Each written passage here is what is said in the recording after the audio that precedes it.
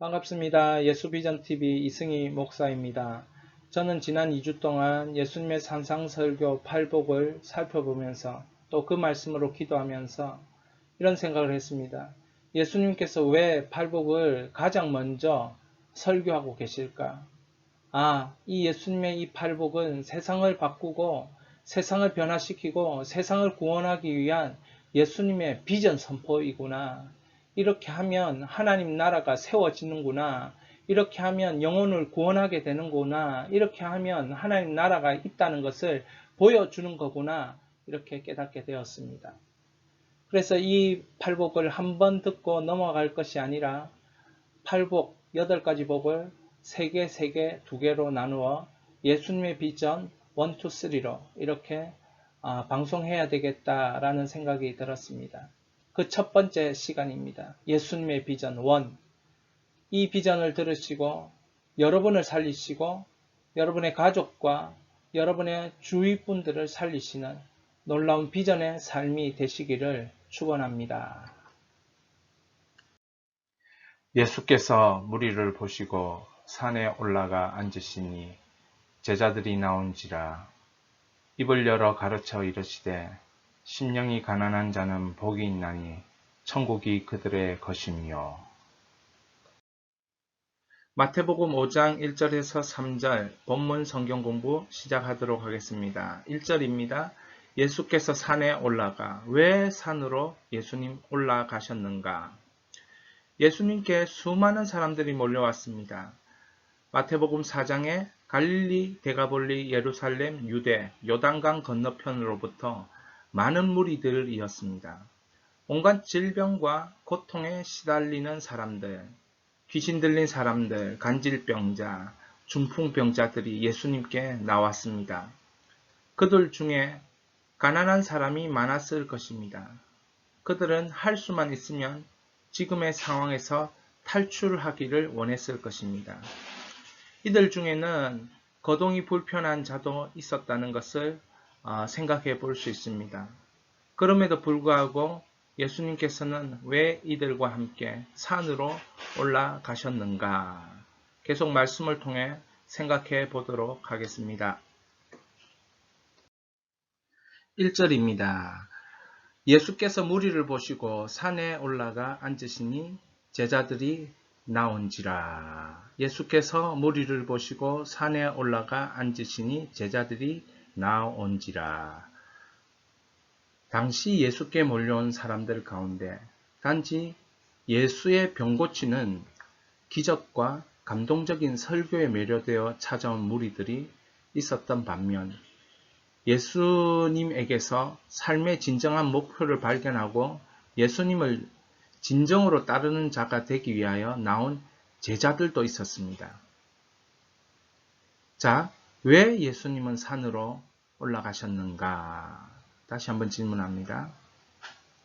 예수님과 제자의 관계, 예수님과 무리의 관계. 본문 1절에 예수님 무리를 보시고 계세요. 근데 그 무리를 보시고 있는데 제자들이 또 나온 거예요. 그러니까 예수님과 무리들의 관계는 어떤 관계고 예수님과 제자들의 관계는 어떤 관계고 이런 것들에 대해서 이 본문을 보면서 생각할 수 있어야겠습니다. 자, 그러면 이런 질문을 한번 해봅시다. 나에게 적용 질문입니다. 당신은 어디에 해당하는가? 제자에 해당하는가? 무리에 해당하는가? 계속적으로 말씀을 들어볼 때 예수님과 제자의 관계가 되기 위해 말씀을 들어보자. 그렇죠? 이 말씀을 이 마태복음 5장 1절에서 3절을 살펴볼 때 예수님과 제자의 관계가 되기 위해 이 말씀을 한번 살펴봐야 된다는 것이지요. 심령이 가난한 자는 복이 있나니. 이 가난이라는 것에 헬라어 두 단어가 있습니다. 첫 번째는 페네스라는 단어인데 일일 노동자, 경제적 약자 이런 단어가 하나 있고 다음으로는 푸토코스라는 단어가 있습니다.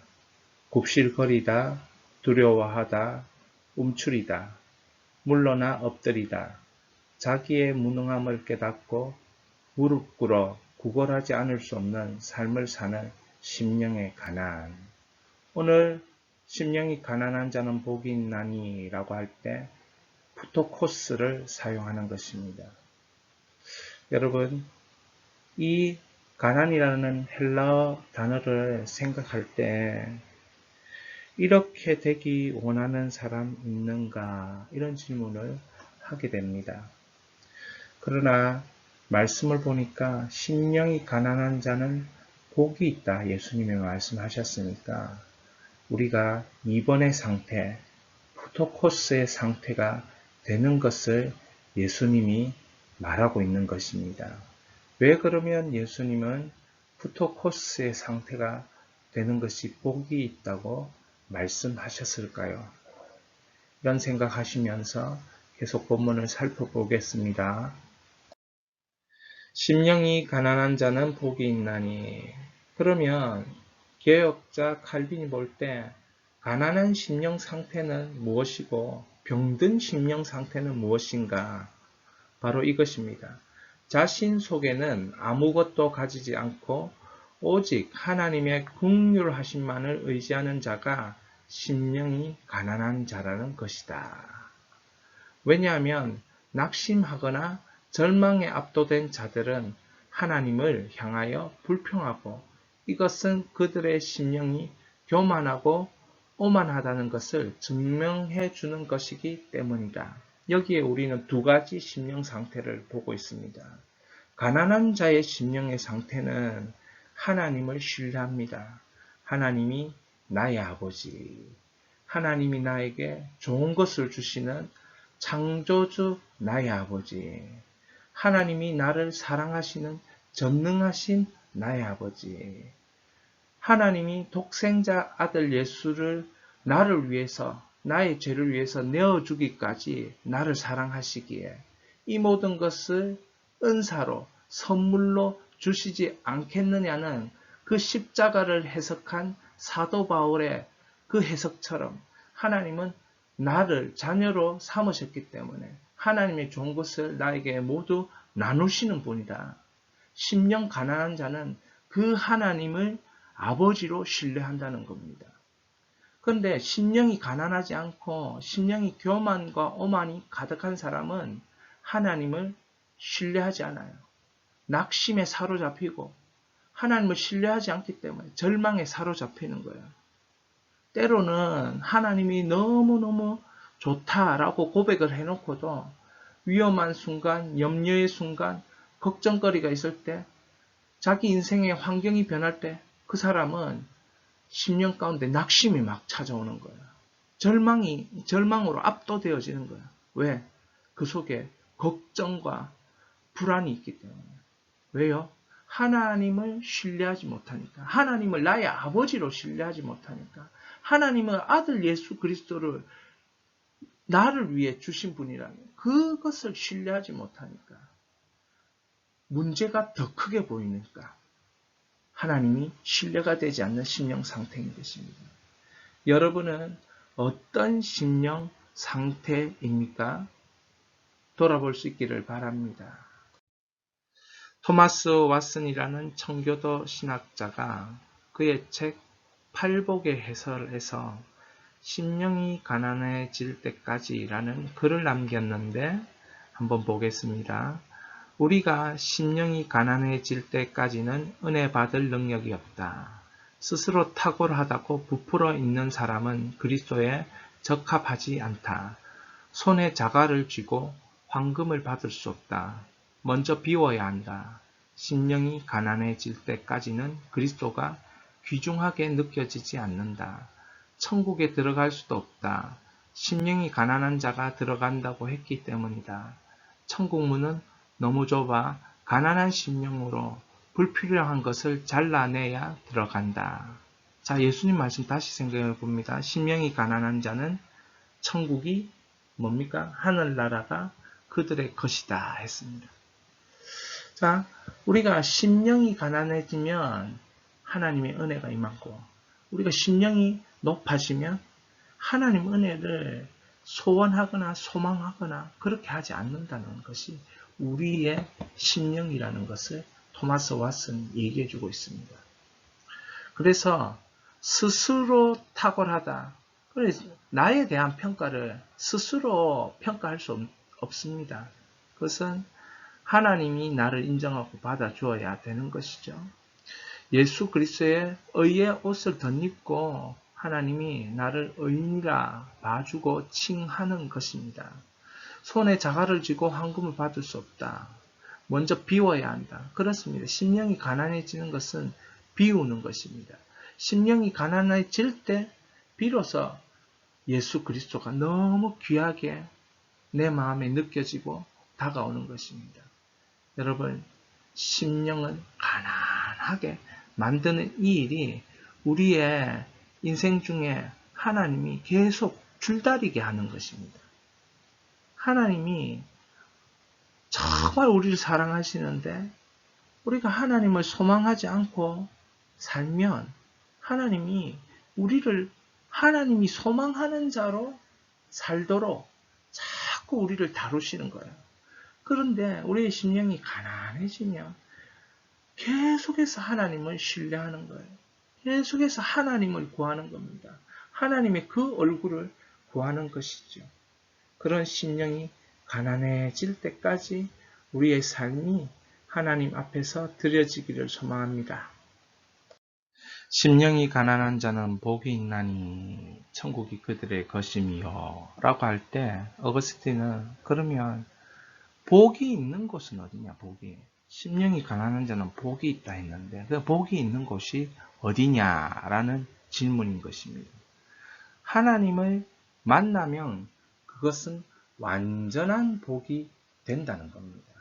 여러분, 하나님 만나면 완전한 복이 그 만남 안에서 이루어지는 거예요. 하나님 안에서 영혼이 도취할 만한 즐거움으로 기뻐한다. 우리 예수님 믿으면 세상이 주지 못하는, 세상을 뛰어넘는, 세상의 방해, 걱정, 고민을 뛰어넘는 그런 영혼의 즐거움이 있어요. 그것은 무엇과도 바꿀 수 없는 그런 즐거움인 것입니다. 하나님의 입으로 입맞춰 주실 때 영혼은 거룩한 황홀경에 들어가서 여기가 좋사오니 하고 외치게 된다. 변화산에 올라가서 예수님과 이렇게 초막을 지어서 여기가 좋사오니 베드로가 고백하는 것처럼 그런 황홀경이 우리에게 있다는 거예요. 우리가 이런 경험이 필요합니다. 하나님이 내 영혼을 향해서 거룩한 입맞춤을 하시는 이런 황홀한 경험들이 우리에게 필요해요. 그러면 우리가 여기에서 현재적 천국을 경험하는 것입니다. 미래에 경험하게 될 천국이 내가 살고 있는 지금 이 땅에서 현재적 천국을 경험하는 것입니다. 그래서 예수님이 함께 하시는 그곳에서는 현재적 천국이 오늘 우리의 삶 가운데 임하는 거예요. 근데 저 넘어 임하는 것이 아니고 우리에게 주시는 삶 가운데 안에서 현재적 천국을 누릴 수 있는 특권이 나에게 있다는 거죠. 그래서 심령 천국을 얘기하고 심령이 가난해져야 된다 말하는 것입니다. 여기서 복락의 강물로 마시우게 하신다. 복락의 강물. 하나님의 그 놀라운 사랑, 그 놀라운 은혜, 다 그것을 강물처럼 우리의 인생을 덮어버리는 것이에요. 그래서 그 가운데서 여호와를 자기 하나님으로 삼는 백성은 복이 있도다. 이렇게 고백하면서 하나님을 찬양하는 인생이 되는 것이지요. 복이 있는 곳을 경험할 수 있기를 바랍니다. 바로 여러분의 삶과 심령 천국에서 그 하나님의 은혜와 복을 경험하는 것입니다. 이제 이 문장으로 말씀을 정리하려고 합니다. 함께 읽겠습니다. 나는 제자의 축복을 받은 자이다. 이 말씀을 끝까지 들으시고 듣는 중에 예수님의 말씀이 들린 믿음의 사람은 제자의 축복을 이미 받은 자입니다. 자, 무리는 심령 천국에 대한 말씀이 들리지 않는다. 이유가 무엇입니까? 그들은 기적이 절대적으로 필요한 자이기 때문입니다. 예수님의 기적만 바라고 나오면 예수님의 말씀이 들리지 않기 때문에 심령 천국을 이룰 수 없다는 것입니다. 이때에 우리에게 필요한 것이 있습니다. 한번 물러서서 예수님 앞으로 나와 앉아 보는 것입니다. 그러니까 기적만 바라는 그 마음을 내려놓고 예수님을 순수한 마음을 가지고 예수님 앞에 나오는 것입니다. 예를 들면 예수님을 부정하는 사람도 있을 것이에요. 근데 그것조차도 내려놓고 순수한 마음으로 예수님이 누구신가 라는 마음을 가지고 순수하게 예수님 앞으로 나와 앉아 보자는 것이죠. 산에 올라간 무리들은 산들 바람을 맞으면서 예수님의 말씀을 듣고 있는 것입니다. 예수님은 나를 치유하시고 나를 예수님의 치유를 일으키는 제자로 이끌어 가시기를 원하신다. 여러분 생각해 보십시오. 그 병자들이 따라 나왔어요. 예수님은 그들을 고쳐주고 싶으십니다. 예수님은 그들을 고쳐주고 싶고 그 예수님의 치유가 일어난 그 사람에게 다시 예수님의 치유가 나타나는 하나님의 사람 되기를 원하십니다. 그러니까 그 하나님의 사람으로 치유를 일으키는 사람으로 그 제자로 다시 이끌어 가기를 원하시고 예수님의 일이 동일하게 그 사람에게도 나타나 예수님께 영광을 돌리는 그런 하나님의 은혜의 현장들이 예수님 때뿐만 아니라 예수님의 제자 다음 때, 그 제자 다음 때 계속해서 일어나기를 원하신다는 거죠. 그래서 마지막으로 우리가 이렇게 정리합니다. 심령이 가난한 자는 복이 있나니 천국이 그들의 것임이요. 그것이 계속 일어나려면 예수님과 나의 관계는 심령의 가난함, 하나님을 절대적으로 신뢰하고 하나님께 오는 모든 것을 현재적으로 누릴 수 있는 심령의 이 가난함이 결국 제자의 삶이라는 거죠. 사랑하는 여러분, 심령이 가난해야 이 모든 것이 하나님의 은혜가 떠나지 않고 머무는 사람이 된다는 것입니다. 심령이 가난하지 않으면 교만하고 오만하여서 하나님을 원망하고 불평하고 하나님께 믿음으로 나아가지 못하는 거예요. 하나님을 전적으로 나의 아버지로 신뢰하시길 바랍니다. 하나님께서 아들 예수 그리스도를 나를 위해 보내어 주셔서 죽기까지 복종케 하신 내 아버지를 생각하시면서 모든 것을 나에게 은사로 주시겠다 약속하신 그 주님을 생각하시며 그 선물을 오늘 누리는 제자가 되시기를 주의 이름으로 축원합니다. 애통하는 자는 복이 있나니 그들이 위로를 받을 것이며. 오늘 성경으로 기도하라. 마태복음 5장 4절입니다. 애통하는 자는 복이 있나니, 애통하는 자는 복이 있나니. 애통이 무슨 뜻일까요? 애통하다는 말은 헬라어 펜테오는 사랑하는 사람이 죽었을 때 표출하는 극도의 슬픔을 의미합니다. 요셉이 죽었다는 소식을 듣고 아버지 야곱이 애통하는 것을 표현하는데 이 단어가 사용되었습니다. 그러니까 예수님이 쓰신 애통하는 자는 복이 있나니 할 때 요셉의 죽음 가운데 너무 슬퍼서 며칠 동안 식음을 전폐하고 아버지 야곱이 울었다는 거죠. 그 울었던 그 모양, 그 탄식, 이것이 애통하다라는 뜻입니다. 그러니까 이런 애통하는 자가 예수님이 복이 있다 그렇게 말합니다. 참 이런 극도의 슬픔을 가진 자를 향해 예수님이 복이 있다라고 말하니 이 얼마나 충격적인 역설입니까? 어떻게 이것이 복이 있는지 계속 살펴보도록 하겠습니다. 애통하는 것이 왜 복인가? 다윗의 고백, 시편 51편 고백을 통해 살펴보겠습니다. 참고로 시편 51편은 다윗이 우리아의 아내 바세바를 간음한 이후에 나단 선지자가 다윗의 죄악을 책망하는 것입니다.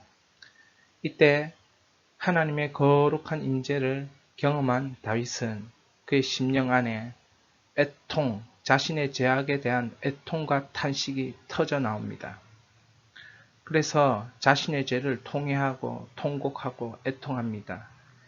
이 말씀처럼 하는 것이죠. 나를 주 앞에서 쫓아내지 마시며 주의 성령을 내게서 거두지 마소서.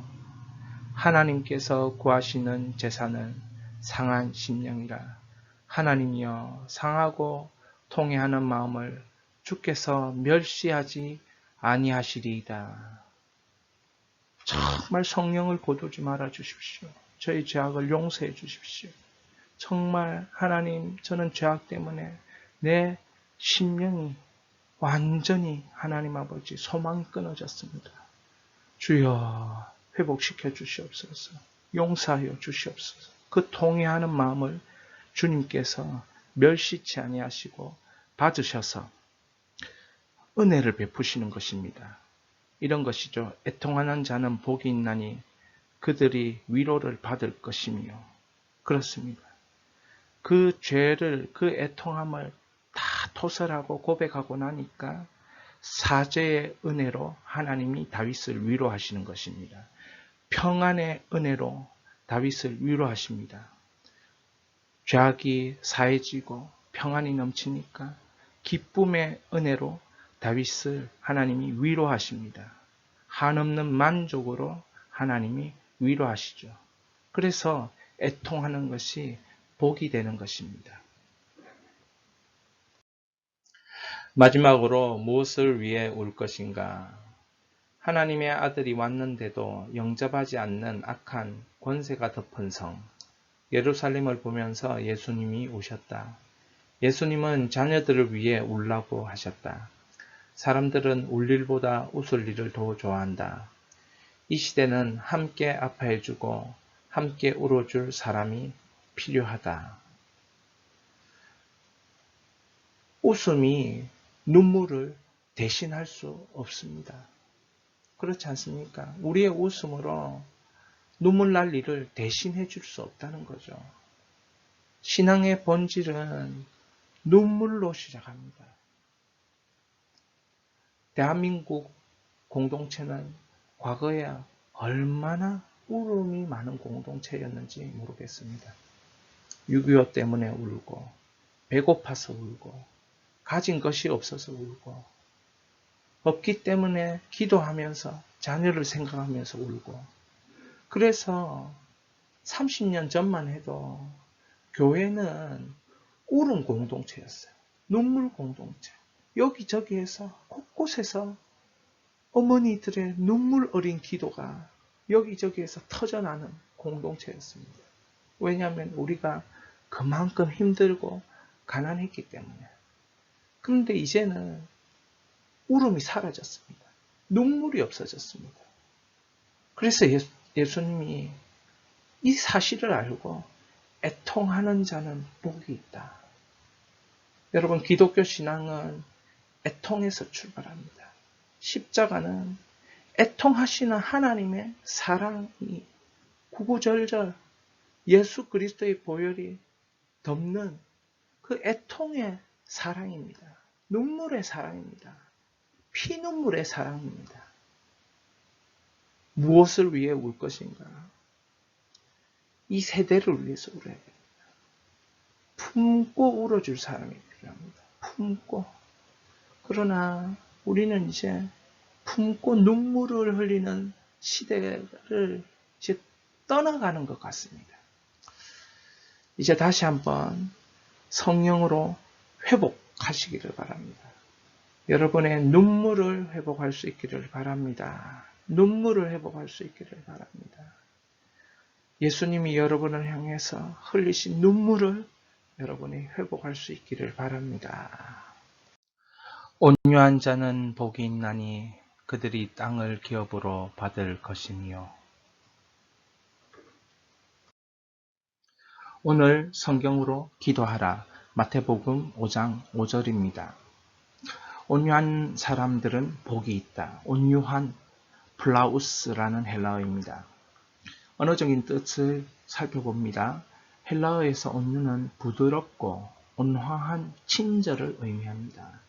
헬라인들은 이 친절이 보답받을 만한 행위라고 보았습니다. 온유는 보답해 주어야 된다. 그래서 온유라는 것을 굉장한 미덕으로 높이 평가했습니다. 히브리어에서는 이 단어를 종이라는 1차적인 뜻으로 사용하고 사회적 지위와 관련해서는 낮은 자, 그러니까 비천한 계층의 사람들이라는 뜻으로 사용된 단어입니다. 유대 고대사를 쓴 요세푸스라는 학자는 고난 중에 온유함이 중요하다. 고난 중에 온유함. 여러분, 고난을 겪는데 거기서 온유하다면 그 사람은 얼마나 높은 그런 고상한 인격과 신앙심을 가진 사람인가 이렇게 생각해 볼 수 있는 것이죠. 예를 들면 이런 것입니다. 민수기 12장 3절 모세는 온유함이 지면의 모든 사람보다 더하더라. 절대적으로 하나님을 바라보는 그런 사람이 모세였습니다. 이스라엘 백성들을 출애굽해서 끊임없이 참아내는 행동을 온유하게 하나님 뜻 가운데 하나님의 율법을 가르치면서 행해야 했던 사람이 모세였습니다. 그러므로 온유함이 지면의 모든 사람보다 더하지 아니하고는 그 사명을 감당할 수 없는 것입니다. 사명 감당을 위해서는 온유함이 절대적으로 필요하다 깨닫습니다.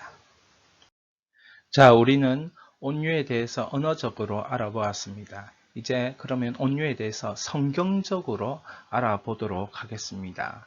사도 바울은 사랑의 기초를 둔 온유함, 내가 약해서 온유하다는 게 아니고 약함을 뛰어넘어서 사랑하기 때문에 온유하게 대해야 된다는 것입니다. 모든 관계 속에서. 그런데 사도 바울은 이 온유함을 성령의 은사, 성령의 열매라고 갈라디아서 5장 23절에 말하고 있습니다. 무엇을 의미합니까? 온유가 사람의 한계를 뛰어넘은 행동과 삶의 방식이라는 것입니다. 성령으로 말미암아 온유가 있다는 것은 이것은 무엇을 의미합니까? 온유는 하나님과 연결되고 온유는 하나님의 영역이고 그러니까 내가 온유하게 삶의 태도를 가지고 산다는 것은 그것은 하나님의 영역임을 고백하는 행위가 되는 것입니다. 그래서 온유한 자에게는 세상에서 보기에 능력 있는 사람으로 보이고 그곳에는 하나님의 능력이 덮어지게 되는 것입니다. 하나님 능력으로 덮어주는 것입니다. 그러니까 이것이 성령의 열매고 성령의 은사가 되는 것이죠. 바울은 후배 목회자 디모데에게 목회를 넘겨주면서 온유함으로 대적자들을 바로잡으면 회개를 일으키는 은혜가 있다라고 영적 비밀을 나눕니다. 여러분, 회개해야 된다. 죄를 자꾸 지적하면 사람이 어떻게 됩니까? 튕겨나가죠. 그러나 온유함으로 그 사람을 대하면 그 사람은 알게 됩니다. 저 사람이 나를 사랑하는구나. 근데 나를 사랑하는 사람이 온유함으로 죄를 지적한단 말이죠. 그러면 그 사람 튕겨나가지 않고 그렇구나. 내가 하나님 앞에서 회개해야 되는구나. 그 온유함 때문에 회개의 길로 나아가게 되는 것입니다. 회개가 뭐라고 얘기했습니까? 하나님 나라로 들어가는 준비라고 했습니다. 하나님의 길로 들어가는 것이 회개입니다. 하나님께 나아가는 통로가 되는 것이 회개입니다. 그 통로를 통해서 빛 대신 예수님이 우리 가운데 들어오십니다. 그러면 그 빛 대신 예수님이 우리 가운데 들어오면 회개하는 자에게는 어둠이 사라지고 그곳에는 하나님의 빛이 임하고 그곳에는 자유가 임하고 그곳에는 하나님의 회복이 임하는 것입니다. 그러므로 온유함으로 다가가는 것, 이것이 후배 목회자 디모데에게 절대적으로 필요하다는 것을 사도 바울은 가르쳐 주고 있는 것입니다. 계속해서 성경은 온유에 대해서 어떻게 말하는가? 베드로 사도가 이렇게 말합니다. 신앙을 지키려면 온유함이 있어야 한다. 신앙을 지키려면 온유함이 있어야 한다. 이게 무슨 이야기겠습니까? 베드로전서 3장 16절을 보면 선한 양심을 가지라. 이는 그리스도 안에 있는 너희의 선행을 욕하는 자들로 그 비방하는 일에 부끄러움을 당하게 하려 함이라. 모든 상황 속에서 온유함을 유지하라라는 것입니다. 여러분, 우리가 그리스도 안에서 선을 행합니다. 그러면 그리스도 안에서 선을 행하면 당연히 그리스도 안에 있는 자들은 칭찬을 해야 되겠죠. 그런데 그리스도 안에 있는 자들이 평가를 합니다. 선에 대한 자기 정의, 자기 개념, 이런 것으로 비판하기도 하고 평가를 하죠. 믿지 않는 자 속에서 이런 일이 일어날 때도 있고 믿는 자 속에서 이런 일이 일어날 때도 있어요. 그래서 뭐라고 얘기합니까? 사도 베드로는 선한 양심을 가지라. 온유함을 가지라. 이거 놓치지 말아라. 은혜를 쏟는다는 말이 있지 않습니까? 화를 확 내버리면 그곳에는 그리스도의 평화가 깨지는 거예요. 그러니까 은혜가 사라지는 거예요. 내가 그렇게 어떤 수련회에 가서 대학생 때 그렇지 않습니까? 대학생 때 수련회 갔는데 은혜를 너무 많이 받았어요. 근데 집에 와서 잘해야지 이런데 막 화나는 일이 하나 생겼는데 거기서 화를 내면 수련회에서 받은 은혜를 다 쏟는 거나 마찬가지죠. 그러나 그 은혜 받은 것을 온유함을 계속 지속적으로 유지하는 나의 모습을 보여주고 나의 말을 보여주고 나의 말씨를 보여주면 그것 때문에 사람들이 예수 그리스도를 더 존귀케 하는 그런 삶을 살게 된다는 것입니다. 그렇기 때문에 나는 왜 그렇게 하지 못했을까라고 사람들을 오히려 비방하는 사람들을 부끄럽게 만들어 버린다는 거죠. 그래서 우리에게는 베드로는 신앙 지키려면 온유해야 된다. 자, 한번 따라해 볼까요? 신앙 지키려면 온유해야 한다. 신앙 지키려면 온유해야 한다. 꼭 온유할 수 있기를 바랍니다. 이것은 성경이 우리에게 말하는 것입니다. 계속해서 성경은 온유에 대해서 이렇게 말합니다. 예수님의 동생 야고보는 온유함은 말씀 안에서 교육받도록 준비시킨다. 온유함이 뭐라고요? 말씀 안에서 교육받도록 준비시킨다는 것이죠. 자, 보십시오. 야고보서 1장 21절입니다. 그러므로 모든 더러운 것과 넘치는 악을 내버리고 너희 영혼을 능히 구원할 바 마음에 심어진 말씀을 온유함으로 받으라. 여러분, 말씀, 하나님 말씀을 받을 수 있는 사람, 어떤 사람이냐? 온유함이 있어야 하나님 말씀을 받을 수 있어요. 하나님께서 우리에게 말씀을 주십니다. 근데 그게 들리지 않는다라고 그렇게 말을 하죠. 깨달아지지 않는다 그렇게 말을 하죠. 왜 그러냐? 심령 상태가 온유하지 않기 때문에 그래요. 더러운 것과 넘치는 악을 내어버리고 내 마음속에 온유함으로 하나님이 원하시는 그런 마음 상태, 이 마음 상태가 말씀을 받을 수 있는 상태인 것이죠. 그렇기 때문에 온유함의 마음 상태가 되어 있으면 거기에 하나님의 말씀이 떨어지는 거예요. 하나님의 말씀이 떨어져서 예수님이 얘기했듯이 30배, 60배, 100배의 결실을 맺게 되는 것입니다. 그래서 야고보 사도, 예수님의 동생인 야고보는, 야고보 사도가 아니죠. 예수님의 동생인 야고보는 온유함은 말씀 안에서 교육받도록 준비시킨다. 이것입니다.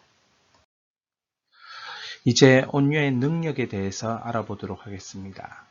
고린도전서 1장 27절 28절입니다. 그러나 하나님께서 세상에 미련한 것들을 택하사 지혜 있는 자들을 부끄럽게 하시려고 세상의 약한 것들을 택하사 강한 것들을 부끄럽게 하려 하시며 하나님께서 세상에 천한 것들을 멸시받는 것들과 없는 것들을 택하사 있는 것들을 폐하려 하시나니. 이 사도 바울의 이 말씀대로 세상에 미련한 것들을 하나님 택하셔서 지혜 있는 자들을 부끄럽게 하시고 약한 것들을 택해서 강한 것들을 부끄럽게 하시고 AD 70년에 예루살렘 성이 로마의 티투스라는 장군에 의해서 점령당합니다. 그래서 성전이 짓밟히죠. 성전이 짓밟히고 모든 것들이 다 무너져 내리는 것입니다. 예수님의 예언처럼 그렇게 예루살렘이 성전이 무너져 버리는 사건이 일어납니다. 그때 사망자가 110만 명이었어요. 이때 포로가 된 자가 9만 7천 명이 포로가 되었습니다. 이때부터 나라 없이 떠도는 유랑 민족이 유대인이었습니다. 나라 없이 떠도는 유랑 민족, 유대인. 그런데 AD 313년 로마가 기독교를 국교로 공인하는 사건이 일어납니다. 로마는 칼과 권력을 가지고 이 세상을 정복하려 했으나 가장 보잘것없이 보이는 기독교 앞에 무릎을 꿇고 말았습니다. 이걸 보고 이렇게 얘기합니다. 온유는 세계를 정복하는 원리였다.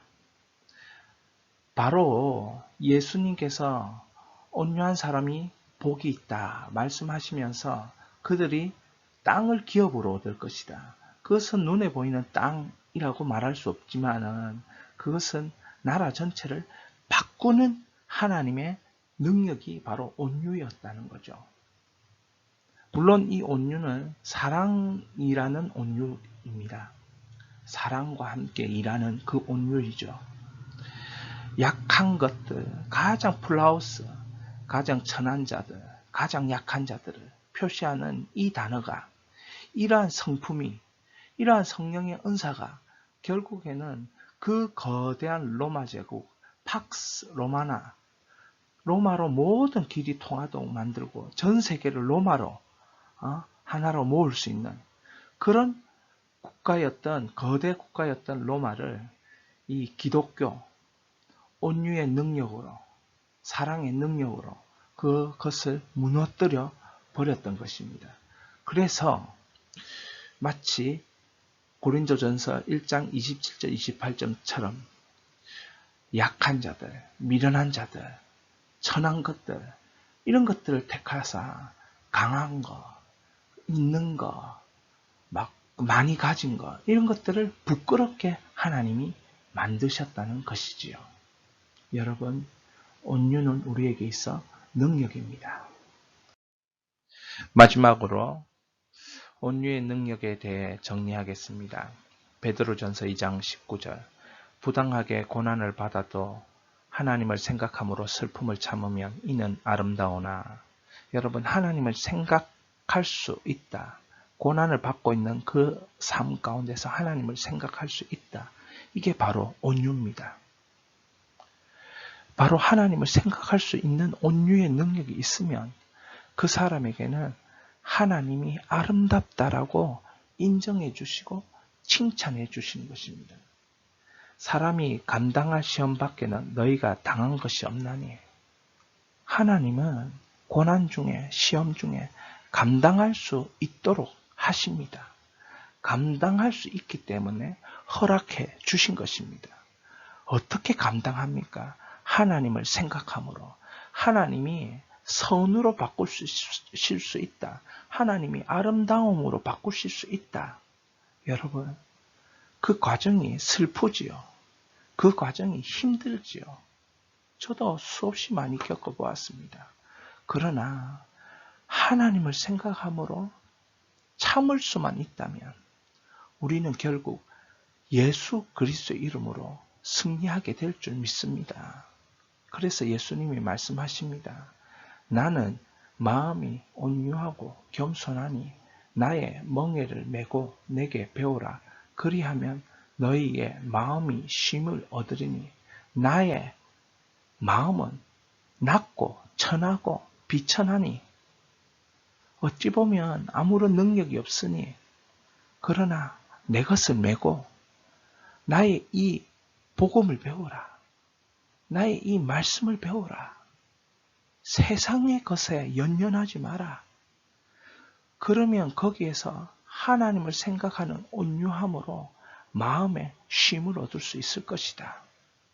사랑하는 여러분, 우리에게 필요한 것은 온유의 능력입니다. 그래서 예수님은 온유한 자는 복되다 말씀하시고 땅을 기업으로 받는다라고 얻는다라고 말씀하신 것입니다. 우리 모두가 온유함을 주시옵소서. 온유함을 주시옵소서. 하나님을 생각하는 온유함을 주시옵소서. 그 기도를 오늘 할 수 있기를 바랍니다. 마태복음 5장 1절부터 5절까지 다시 예수님의 말씀을 읽고 마치도록 하겠습니다. 예수께서 무리를 보시고 산에 올라가 앉으시니 제자들이 나온지라 입을 열어 가르쳐 이르시되 심령이 가난한 자는 복이 있나니 천국이 그들의 것임이요. 애통하는 자는 복이 있나니 그들이 위로를 받을 것임이요. 온유한 자는 복이 있나니 그들이 땅을 기업으로 받을 것이며